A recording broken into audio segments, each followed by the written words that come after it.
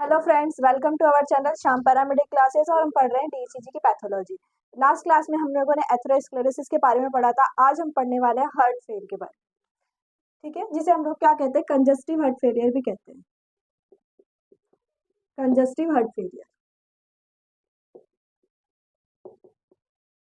Heart fail का मतलब होता है हमारा हार्ट का क्या हो जाना, इनकैपेबल हो जाना।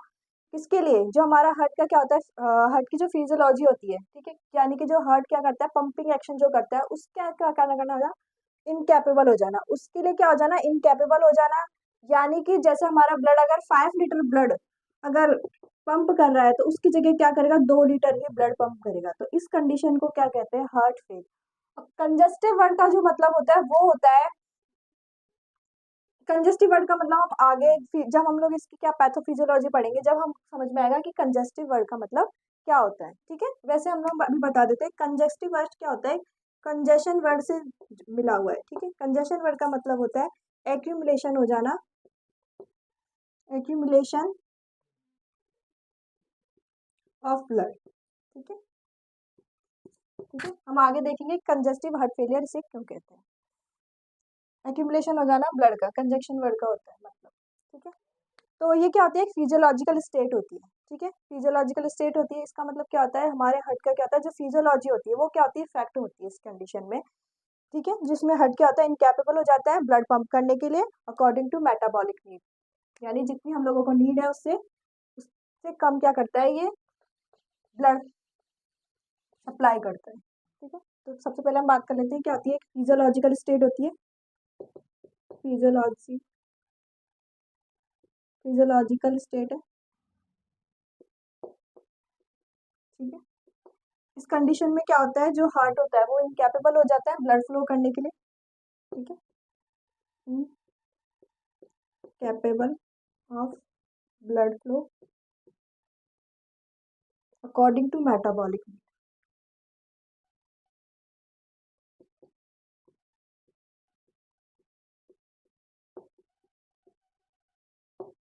ठीक, जिसकी वजह से क्या होता है, अगर अगर हमारा ब्लड प्रॉपर तरीके से क्या कर रहा है, ब्लड फ्लो नहीं कर रहा है, तो उसकी कंडीशन में क्या होगा, उस कंडीशन में क्या होगा, एक तो पल्मोनरी और सिस्टेमेटिक कंजेशन हम लोगों को देखने को मिलता है, ठीक है। जैसे अब कंजेशन बढ़ाया, यानी कि इसकी वजह से क्या होगा, ठीक है, टू लीड सिस्टेमेटिक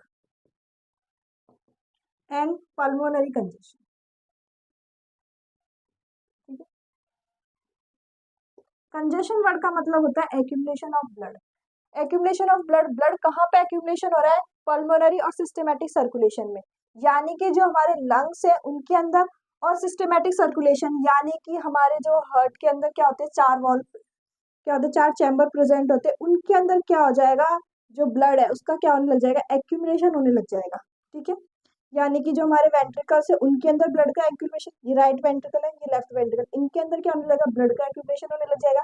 या इसके अलावा क्या होने लग जाएगा, यहाँ से जो ब्लड पल्मोनरी आर्टरी में गया है तो पल्मोनरी आर्टरी में ब्लड का एक्यूमुलेशन होने लग जाएगा, ठीक है। पल्मोनरी या फिर क्या लंग्स में क्या होने लग जाएगा, ब्लड का एक्यूमुलेशन होने लग जाएगा, ठीक है। यानी कि वो प्रॉपर पूरे जो,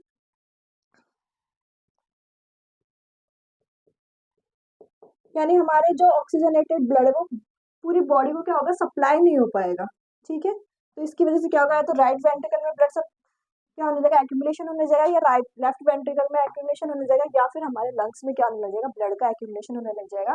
तो इस कंडीशन को हम क्या बोलते हैं, कंजेस्टिव हार्ट फेलियर, ठीक है। अब हम बात करते हैं कॉजेज, यानी कौन कौन से कॉजेज है जिसकी वजह से क्या होता है, कंजेस्टिव हार्ट फेलियर की कंडीशन हम लोगों को देखने को मिलती है। सबसे पहले बात करें तो हम,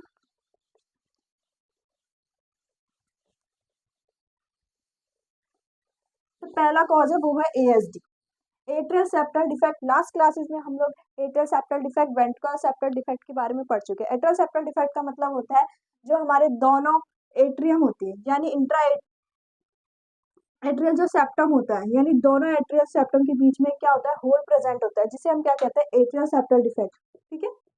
होल प्रेजेंट होता है कहाँ पे, राइट एट्रियम और राइट वेंट्रिकल के बीच में, लेफ्ट लेफ्ट एट्रियम और राइट एट्रियम के बीच में एक होल प्रेजेंट होता है, जिसे हम क्या बोलते हैं, जिसकी वजह से क्या होता है, जो ब्लड होता है वो लेफ्ट एट्रियम से राइट एट्रियम में जाने लगता है, तो इस कंडीशन को हम क्या बोल रहे थे, एएसडी यानी एट्रियल सेप्टल डिफेक्ट। तो कॉजेज में जो पहला कॉज है वो यही है, एट्रियल सेप्टल डिफेक्ट की वजह से क्या होगा, हमें कंजेस्टिव हार्ट फेलियर की कंडीशन देखने को मिलेगी। दूसरा कॉज है वीएसडी यानी ventricular septal defect. Ventricular septal defect में क्या होता है, जो दोनों वेंट्रिकल होते हैं, राइट वेंट्रिकल और लेफ्ट वेंट्रिकल के बीच में क्या होगा, एक होल प्रेजेंट होता है, जिसकी वजह से क्या होता है, जो ब्लड है वो लेफ्ट वेंट्रिकल से राइट वेंट्रिकल में जाने लगता है। तो इस कंडीशन की वजह से भी क्या हो सकता है, कंजेस्टिव हार्ट फेलियर की कंडीशन हम लोगों को देखने को मिल सकती है। उसके अलावा हम बात करें लेफ्ट वेंट्रिकल हाइपरट्रॉफी की, ठीक है, left ventricular hypertrophy, left ventricular hypertrophy भी हम लोग क्लासेस में पढ़ चुके हैं, ठीक है। लेफ्ट वेंट्रिकुलर हाइपरट्रॉफी में क्या होता है, जो हमारा लेफ्ट वेंट्रिकल होता है उसका क्या हो जाता है, इनलार्जमेंट हो जाता है, यानी साइज इंक्रीज हो जाती है, ठीक है। यानी लेफ्ट वेंट्रिकल का क्या हो जाएगा, साइज इंक्रीज हो जाएगा, ठीक है। सेल का साइज बढ़ने की वजह से क्या होता है, लेफ्ट वेंट्रिकल का पूरा साइज बढ़ जाता है, जिसकी वजह से क्या होता है, जो उसका मसल क्या बोलते हैं, जो मसल्स होता है उसका क्या होता है, डायामीटर बढ़ जाता है, यानी कि जो उसकी मोटाई है, ठीक है, वो क्या हो जाती है, बढ़ जाती है। तो ये भी क्या कॉज कर सकता है, कंजेस्टिव हार्ट फेलियर को कॉज कर सकता है। नेक्स्ट हम बात करें मिट्रल वॉल्व स्टेनोसिस के बारे में।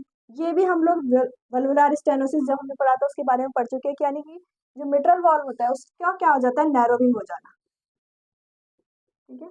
मिट्रल वॉल्व स्टेनोसिस, ये सारे जो कॉज है वो हम लोग क्या है पहले पढ़ चुके हैं। मिट्रल वॉल्व स्टेनोसिस क्या होता है, जो लेफ्ट एट्रियम और लेफ्ट वेंट्रिकल होता है इनके बीच में क्या होता है, एक वॉल प्रेजेंट होता है, एक बाइकस्पिड वॉल प्रेजेंट होता है, ठीक है। उसको क्या बोलते हैं हम लोग, मिट्रल वॉल बोलते हैं, ठीक है, मिट्रल वॉल बोलते हैं। अगर इसके अंदर क्या हो जाए, स्टेनोसिस, स्टेनोसिस वर्ड का मतलब हम लोगों ने देखा था कि नैरोविंग हो जाए, यानी इसमें क्या होता है, जो वॉल है वो प्रॉपर तरीके से क्या नहीं होता, ओपन नहीं हो पाता है, ठीक है, प्रॉपर तरीके से ओपन नहीं हो पाता है, जिसकी वजह से क्या होता है, जो लेफ्ट एट्रियम से ब्लड है वो कहाँ नहीं आ पाता, लेफ्ट वेंट्रिकल में नहीं आ पाता, जिसकी वजह से लेफ्ट एट्रियम हाइपरट्रॉफी की कंडीशन हम लोगों को देखने को मिली थी। तो इसी को बोलते हैं हम लोग left mitral valve stenosis. Next जो कॉज है हमारा वो है हाइपरटेंशन, ठीक है। हाइपरटेंशन भी हम लोग क्लास में पढ़ चुके हैं। हाइपरटेंशन क्या होता है, बीपी का इंक्रीज हो जाना, क्या हो जाना, बीपी का इंक्रीज हो जाना, ठीक है।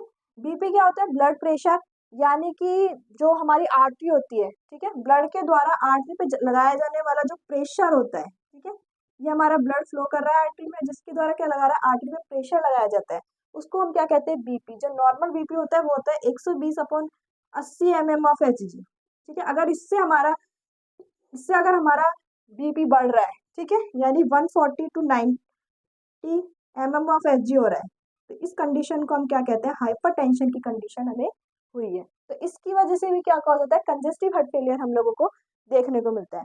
नेक्स्ट अब हम बात करें aortic valve stenosis. Aortic valve stenosis, ठीक है, जो नेक्स्ट कॉज है वो है ऑर्टिक वॉल्व स्टेनोसिस, ठीक है। स्टेनोसिस अभी हमें पढ़ा था कि जो वॉल्व है वो क्या आ जाएगा, नैरोइंग। ऑर्टिक वॉल्व कहाँ पे प्रेजेंट होता है, जो लेफ्ट वेंट्रिकल होता है, लेफ्ट वेंट्रिकल से जो ब्लड लेके ओर्टा में जाता है, ठीक है, यानी लेफ्ट वेंट्रिकल से ओर्टिक वॉल्व द्वारा कहाँ पे ब्लड जाता है, ओर्टा में जाता है, तो वहां पे कौन सा वॉल्व होता है, ऑर्टिक वॉल्व, ठीक है। यानी लेफ्ट वेंट्रिकल से ऑर्टिक वॉल्व द्वारा ब्लड कहाँ जाता है, ओर्टा में जाता है, तो वहां पे कौन सा वॉल्व प्रेजेंट होता है, ऑर्टिक वॉल्व। इस वॉल्व का क्या हो जाना, नैरोविंग हो जाना, ठीक है, नैरो हो जाएगा, यानी प्रॉपर तरीके से ओपन नहीं हो पाएगा, तो क्या होगा, लेफ्ट वेंट्रिकल से ब्लड कहाँ नहीं जा पाएगा, ओर्टा में, और जिसकी वजह से क्या होगा, लेफ्ट वेंट्रिकल हाइपरट्रॉफी हम लोगों को देखने को मिलेगी, जिसकी वजह से कंजेस्टिव हार्ट फेलियर, यानी कि ब्लड का एक्यूमुलेशन होने लग जाएगा कहाँ पे, लेफ्ट वेंट्रिकल में, ठीक है, लेफ्ट वेंट्रिकल में ब्लड का एक्यूमुलेशन होने लग गया, जिसकी वजह से क्या हो सकता है, कंजेस्टिव हार्ट फेलियर, यानी कि हमारा हार्ट क्या हो सकता है, फेल हो सकता है। नेक्स्ट जो इसका कॉज है वो है कार्डियोमायोपैथी। कार्डियोमायोपैथी का मतलब होता है जो हमारी पूरा हार्ट है, ठीक है, कार्डियोमायोपैथी, जो हमारा हार्ट है उसका क्या हो जाना, मसल्स का जो साइज है वो इंक्रीज हो जाएगा, यानी पूरा जो हार्ट है उसका क्या हो जाएगा, साइज इंक्रीज हो जाएगा, उस कंडीशन को हम क्या बोलते हैं, कार्डियोमायोपैथी, ठीक है, इंक्रीज हार्ट साइज, ठीक है, हार्ट का क्या हो जाएगा, साइज इंक्रीज हो जाता है, इस कंडीशन को क्या बोलते हैं हम, कार्डियोमायोपैथी, ठीक है। उसके अलावा अगर हम बात करें अदर कॉज की, वो हो सकता है ट्रेकिकार्डिया, यानी कि जो हमारी हार्ट रेट होती है, ठीक है, टेकिकार्डिया। नेक्स्ट जो कॉज है वो है टेकिकार्डिया। टेकिकार्डिया का मतलब होता है जो हमारी हार्ट रेट होती है, हमारी हार्ट नॉर्मल जो हार्ट रेट होती है वो कितनी होती है, 60 to 100 बीट्स पर मिनट होती है। अगर इससे अगर हमारा बढ़ रहा है, जो हमारी हार्ट रेट है, अगर 100 से ऊपर अगर हमारी हार्ट रेट जा रही है, तो उस कंडीशन को हम क्या कहते हैं, टेकिकार्डिया, ठीक है। यानी जो हमारा मोर देन क्या हो रही है, 100 बीट्स पर मिनट, इस कंडीशन को हम क्या कहते हैं, टेकिकार्डिया। टेकिकार्डिया की कंडीशन में भी हम लोगों को क्या देखने को मिल सकता है, कंजस्टिव हार्ट फेलियर की कंडीशन देखने को मिल सकती है, ठीक है। उसके अलावा ब्रेडिकार्डिया, यानी कि 60 से, नेक्स्ट जो कॉज है वो है ब्रेडिकार्डिया। ब्रेडिकार्डिया में क्या होता है, 60 से कम, ठीक है। अगर 60 से कम हम लोगों की क्या हो रही है, बीट हार्ट रेट हो रही है, तो इस कंडीशन को क्या कहते हैं, हम ब्रेडिकार्डिया कहते हैं, ठीक है। नेक्स्ट वीडियोस में हम टेकिकार्डिया और ब्रेडिकार्डिया के बारे में भी पढ़ेंगे, ठीक है। तो ये सारी कंडीशन हम लोगों को किस कब देखने को मिल सकती है, यानी ये सारी कंडीशन हमें क्या कॉज कर सकती है, कंजस्टिव हार्ट फेलियर, ठीक है। इसके अलावा हम बात करें प्रेगनेंसी, यानी प्रेगनेंसी, अगर कोई लेडी प्रेग्नेंट है, उस कंडीशन में भी उसको क्या हो सकता है, कंजस्टिव हार्ट फेलियर की कंडीशन हम लोग देखने को मिल सकती है, ठीक है। तो ये थे हमारे कॉजेज। अब हम पढ़ेंगे पैथोफिजियोलॉजी, यानी कि जो कंजस्टिव हार्ट फेलियर हुआ है वो हमारी हार्ट के अंदर किस तरीके से कॉज हुआ है। तो हम बात करते हैं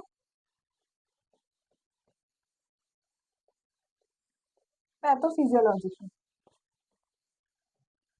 पैथोफिजियोलॉजी में देखेंगे सबसे पहले हम लोग, ठीक है,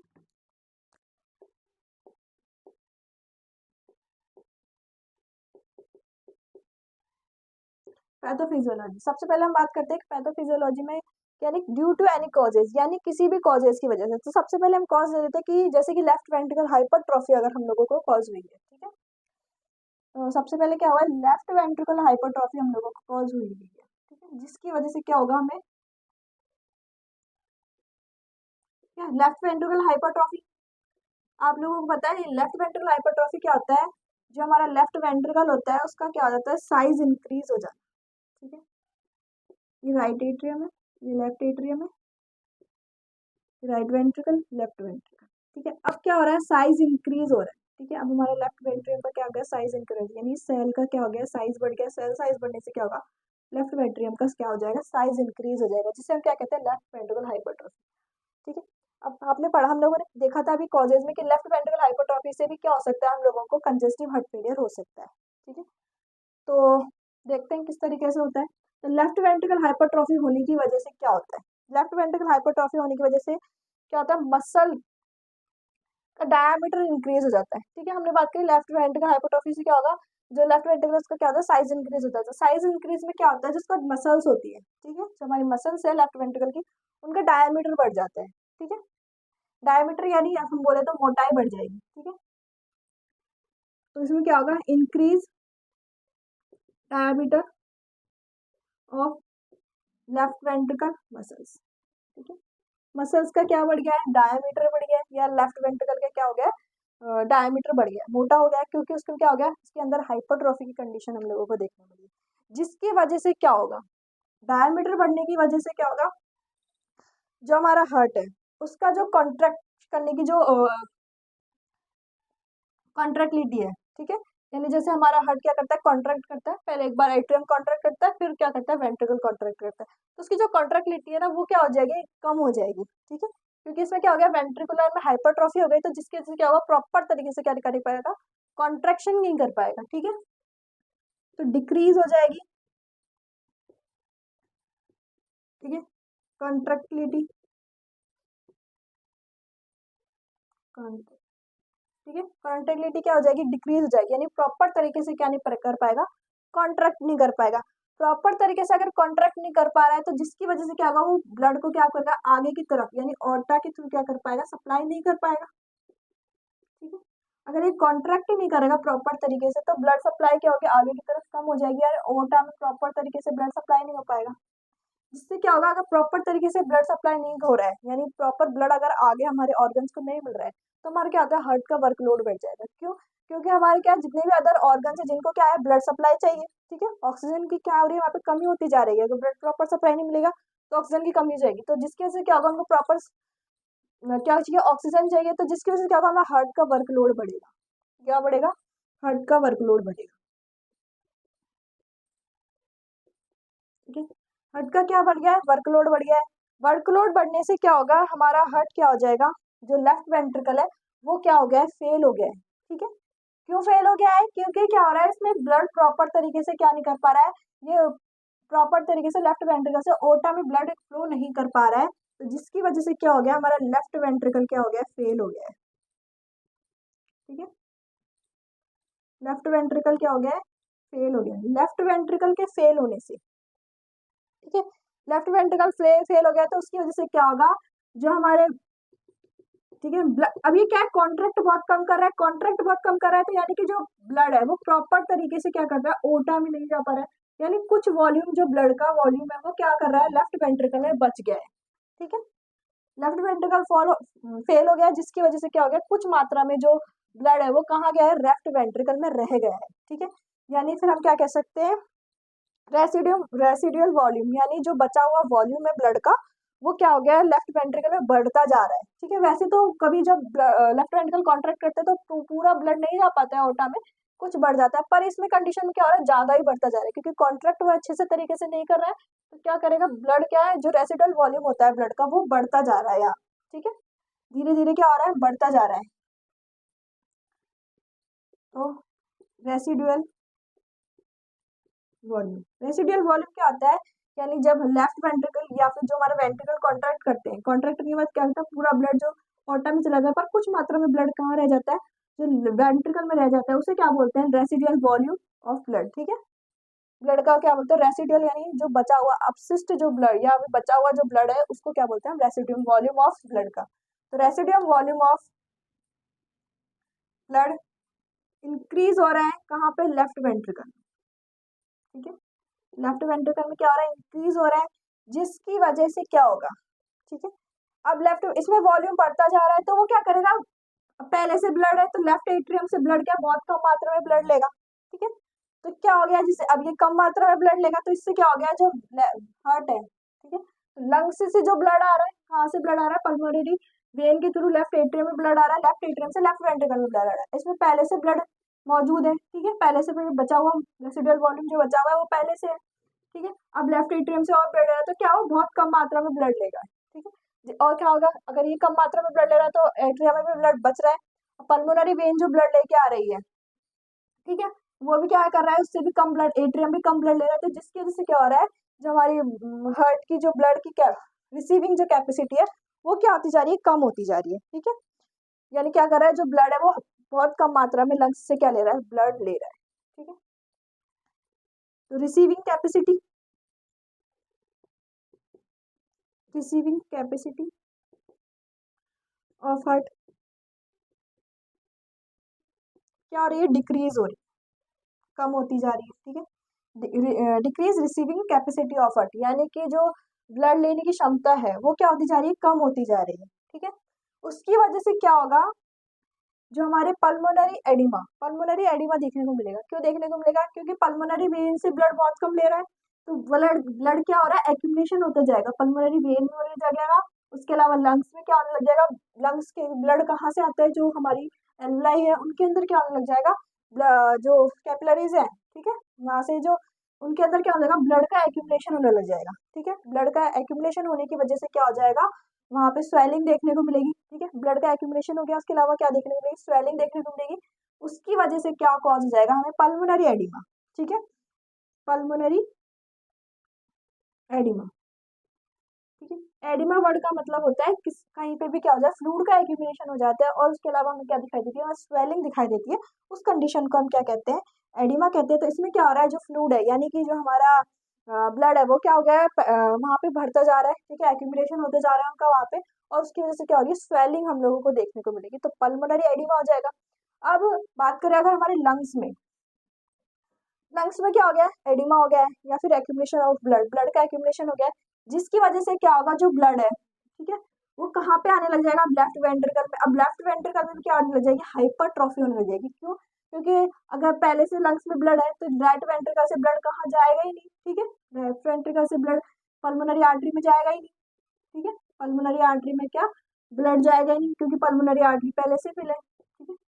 तो लेफ्ट वेंट्रिकल में भी क्या हो जाएगा, हाइपरट्रॉफी की कंडीशन हो जाएगी और इसमें भी क्या होगा, ब्लड का एक्यूमुलेशन होने जाएगा। ब्लड का एक्यूमुलेशन की कंडीशन को क्या बोलते हैं, हम कंजेशन बोलते हैं, ठीक है। इसलिए क्या होगा, जो हमारा लेफ्ट वेंट्रिकल है वो भी क्या हो जाएगा, फेल हो जाएगा। तो पल्मोनरी एडिमा की वजह से हमारा लेफ्ट वेंट्रिकल भी क्या हो जाएगा, ठीक है, लेफ्ट वेंट्रिकल भी फेल हो जाएगा। और जिसकी वजह से क्या होगा, लेफ्ट वेंट्रिकल के फेल होने की वजह से कि हमें क्या हो जाएगा, कंजस्टिव हार्ट फेलियर, यानी कि जो हमारा हार्ट है वो पूरा तरीके से क्या हो जाएगा, काम ब्लड सप्लाई प्रॉपर तरीके से नहीं कर पाएगा, ठीक है। अब कंजस्टिव हार्ट का आपको मतलब समझ में आ गया होगा कि जो हमारे लेफ्ट वेंट्रिकल और राइट वेंट्रिकल है या फिर एट्रियम है, इनमें क्या होता है, ब्लड पहले से भरा हुआ होता है, वो क्या करता है, प्रॉपर तरीके से क्या नहीं कर पाता है, कॉन्ट्रैक्ट नहीं कर पाता है, ठीक है, जिसकी वजह से क्या होता है, ब्लड का एक्यूमुलेशन होने लग जाता है। तो इस कंडीशन को हम क्या कह रहे थे, कंजस्टिव हार्ट फेलियर। तो लेफ्ट वेंट्रिकल फेल होने और राइट वेंट्रिकल दोनों वेंट्रिकल हमारे फेल हो चुके हैं, तो इसलिए इसको हम क्या कहते हैं, इसको कंजस्टिव हार्ट फेलियर, ठीक है। तो ये थी हमारी पैथोफिजियोलॉजी। अब हम बात करते हैं साइन सिम्टम की, यानी कौन कौन से साइन सिम्टम हम लोगों को देखने को मिलेंगे, ठीक है।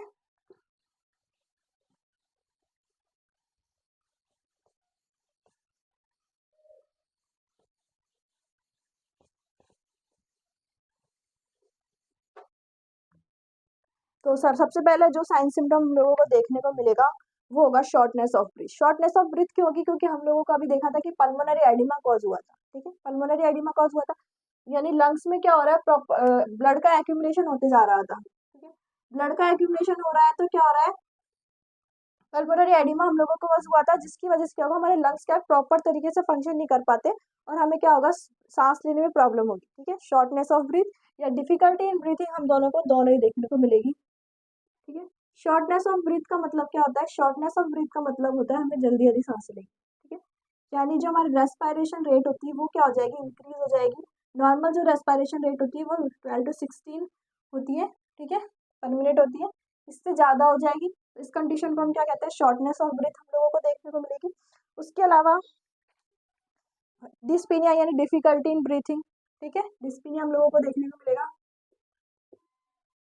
डिसीनिया जिसे हम बोलते हैं, डिफिकल्टी इन ब्रीथिंग देखने को मिलेगी। उसके अलावा रेस्टलेसनेस यानी थकान हम लोगों को बहुत ज़्यादा देखने को मिलेगी, ठीक है, ठीक है, फटीग देखने को मिलेगा। उसके अलावा हम लोग बात करें तो पल्मोनरी एडिमा, ठीक है, ये भी क्या आता है, एक साइन सिम्टम है। पल्मोनरी अगर एडिमा हो रहा है तो हमारा हार्ट फेल हो सकता है, ठीक है, पल्मोनरी एडिमा ये भी क्या है, साइन सिम्टम है। उसके अलावा हम बात करें एंकल एनिमा, एंकल एनिमा मतलब इसमें क्या होगा, जो हमारे ब्लड के अंदर, हमारे बॉडी के अंदर क्या हो रहा है, ब्लड का एक्यूमुलेशन हो रहा है, ठीक है, जैसे राइट वेंट्रिकल में अगर ब्लड का एक्यूमुलेशन हो रहा है तो लेफ्ट एट्रियम में भी एक्यूमुलेशन होगा, ठीक है। अभी हम लोगों ने देखा था कि इसमें क्या होता है, राइट लेफ्ट वेंट्रिकल फेल हुआ था, तो राइट वेंट्रिकल में भी क्या हो रहा था, ब्लड एक्यूमुलेशन हो रहा था, जिसकी वजह से क्या होगा, राइट एट्रियम में भी ब्लड क्या होगा, बढ़ता जाएगा, जिसकी वजह से क्या होगा, जो एसवीसी और आईवीसी है, एसवीसी सुपीरियर वेना कावा और इंफीरियर वेना कावा, ये भी क्या होगा, ब्लड इनके अंदर भी क्या जा नहीं पाएगा अच्छे से, ठीक है, जिसकी वजह से क्या होगा, जो ब्लड है वो क्या होगा, हमारे एंकल या फीट जो हमारे पैर होते हैं, ठीक है, और एंकल जो हमारी होती है उन वहाँ पे क्या हो जाएगा, जो ब्लड का एक्यूमुलेशन हो जाए, क्यों, क्योंकि प्रॉपर तरीके से क्या होगा, जो आईवीसी और एसवीसी वो भी ब्लड लेके नहीं जा पा रही है, तो जिसकी वजह से क्या होगा, एडिमा देखने को मिलेगा, यानी कि एक्यूमुलेशन हो जाएगा ब्लड का और क्या हो जाएगा, वहाँ पे स्वेलिंग दिखाई देने लगेगी, ठीक है। तो हमें क्या दिखाई देगा, फीट में और या एंकल एडिमा दिखाई देगा,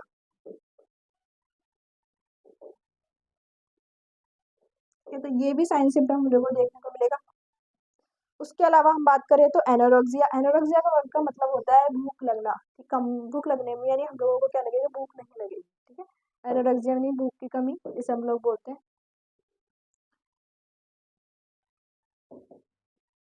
एनोरेक्सिया देखने को मिलेगा, यानी भूख में कमी, यानी खाना नहीं खाने का मन नहीं करेगा, ठीक है, एनोरेक्सिया देखने को मिलेगा। उसके अलावा हम लोगों को क्या देखने को मिलेगा, एब्डोमिनल पेन यानी कि हमारे पेट में दर्द होगा, ठीक है। उसके अलावा हाँ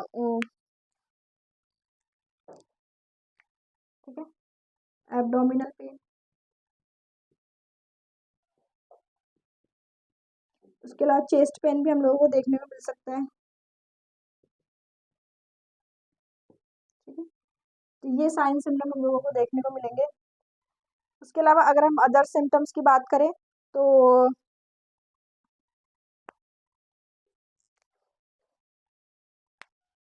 टेकिकार्डिया और ब्रेडिकार्डिया भी हम लोगों को देखने को मिल सकता है। ठीक है, ये में जो हार्ट रेट है वो बढ़ी भी या कम हुई भी देखने को मिल सकती है, टेकिकार्डिया और ब्रेडिकार्डिया। ये सारे साइन सिम्टम हम लोगों का देखने को मिलेंगे।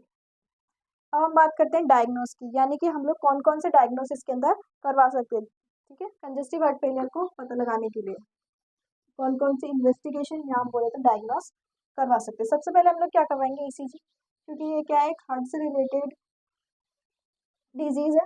ठीक है, क्योंकि हमारा हार्ट क्या हो गया, फेल हो गया, तो इस कंडीशन में हम सबसे पहले क्या करवाएंगे, ईसीजी। डायग्नोस में हम क्या करवाएंगे, ईसीजी करवाएंगे, इलेक्ट्रोकार्डियोग्राफी जिसे हम कहते हैं। दूसरा हम क्या करेंगे, इकोकार्डियोग्राफी करवाएंगे। ठीक है, इकोकार्डियोग्राफी क्या होती है, इकोकार्डियोग्राफी में जो हमारी साउंड्स वेव होती है उनका यूज करके क्या करते हैं, हार्ट की इमेज ली जाती है। ठीक है, यानी हार्ट की इमेज में हम देखेंगे हार्ट में कितना कहाँ पे प्रेशर कितना है, ठीक है, ब्लड फ्लो कितना है, उसको देखने के लिए हम लोग क्या करते हैं, इकोकार्डियोग्राफी करवाते हैं। या फिर ठीक है, या फिर जो और चेस्ट एक्सरे, चेस्ट एक्सरे करवाते हैं, जैसे कि हमारे अगर हार्ट का साइज इंक्रीज हुआ है तो उसको देखने के लिए हम क्या करवाते हैं, चेस्ट एक्सरे भी हम लोग करवा सकते हैं। उसके अलावा हम क्या करवाएंगे, एमआरआई, सीटी स्कैन, ये भी हम लोग क्या करवा सकते हैं, डायग्नोस करवा सकते हैं। ठीक है, अब हम बात करते हैं ईसीजी चेंजेस, यानी कि कार्डियक कंजेस्टिव हार्ट फेलियर में हम लोगों को कौन कौन से ईसीजी चेंजेस देखने को मिलेंगे। तो सबसे पहले जो ईसीजी चेंजेस देखने को मिलेगा, आप लोगों को पता है कि हम लोगों को क्या कॉज हो रहा था, लेफ्ट वेंट्रिकल हाइपरट्रॉफी इसके अंदर देखने को मिल रही थी, और लेफ्ट वेंट्रिकल हाइपरट्रॉफी भी हम लोगों को देखने को मिल रही थी। तो लास्ट क्लास में हम लोगों ने लेफ्ट वेंट्रिकल और हाइपरट्रॉफी के बारे में पढ़ा था। तो सबसे पहले हमने देखा था कि क्या ईसीजी चेंजेस देखने को मिला था, वो था आर वेव का एम्पलीट्यूड इंक्रीज हो रहा था। ठीक है, यानी जो लेफ्ट वेंट्रिकल हाइपरट्रॉफी थी या राइट वेंट्रिकल हाइपरट्रॉफी हम लोगों ने पढ़ी थी, उनमें क्या हो रहा था, ईसीजी चेंजेस देखने को मिला था। जो हमारा आर वेव होता है उसका क्या होता है, एम्पलीट्यूड इंक्रीज हो जाता है। ठीक है, क्या हो रहा था, आर वेव है उसका एम्पलीट्यूड इंक्रीज हो रहा था।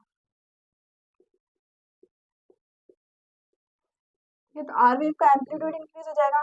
उसके अलावा क्या देखने को मिल रहा है हमें यहाँ पे, पी वेव, जो हमारी पी वेव क्या, जो राइट एट्रियम और लेफ्ट एट्रियम है, इसमें क्या हो रहा था, इसके अंदर भी हम लोगों का हाइपरट्रॉफी की कंडीशन देखने को मिली। तो इसमें क्या होता है, जो हमारी पी वेव है उस क्या लग जाएगी, वाइड हो जाएगी।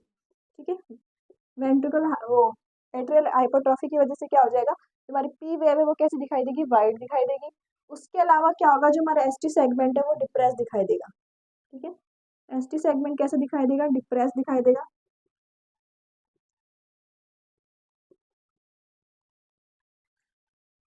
कैसे दिखाई देगा, डिप्रेस। ठीक है, और जो हमारी टी वेव है वो कैसे दिखाई देगी, इनवर्स। ये सारे क्या दिखाई देंगे हमको, ईसीजी चेंजेस। ठीक है, ये हमारी नॉर्मल ईसीजी है,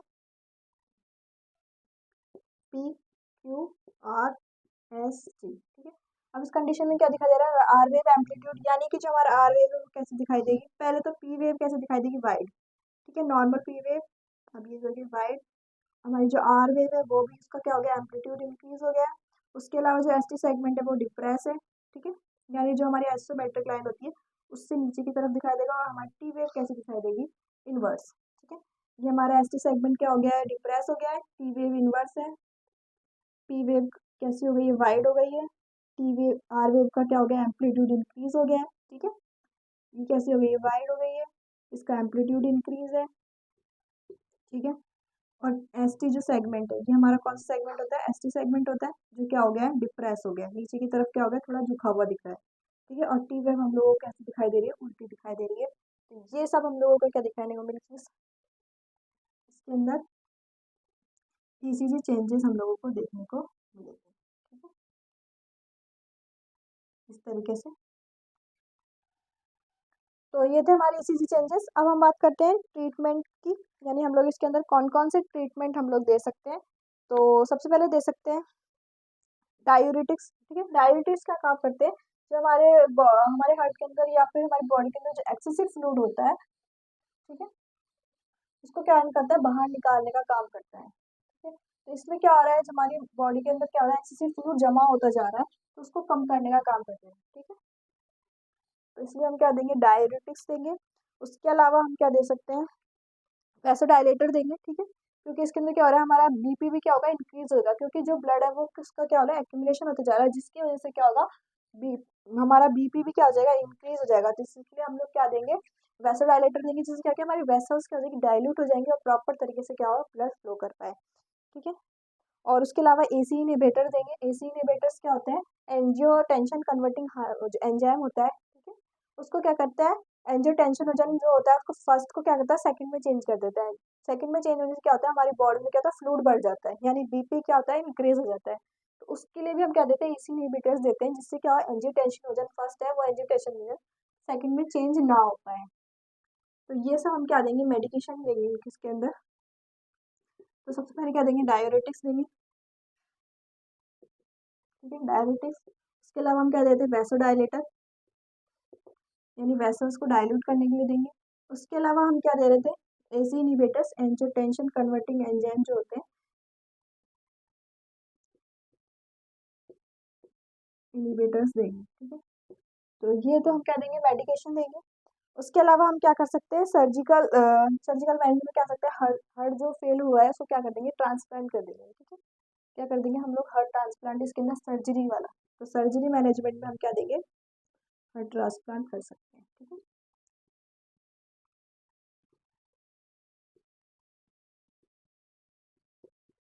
तो ये थे हमारे ट्रीटमेंट। ठीक है, तो हमारा आज का टॉपिक था कंजस्टिव हार्ट फेलियर, तो यहीं खत्म होता है। तो जुड़े रहिए हमारे साथ, मिलते हैं नेक्स्ट वीडियो में नेक्स्ट टॉपिक के साथ। अगर आपको कोई भी और भी नेक्स्ट अगर इसके अंदर कोई भी आपको क्वेश्चन है तो आप लोग हमें कमेंट करके बता सकते हैं, और आपको कोई अगर नया टॉपिक भी पढ़ना है तो आप हमें कमेंट करके बता सकते हैं।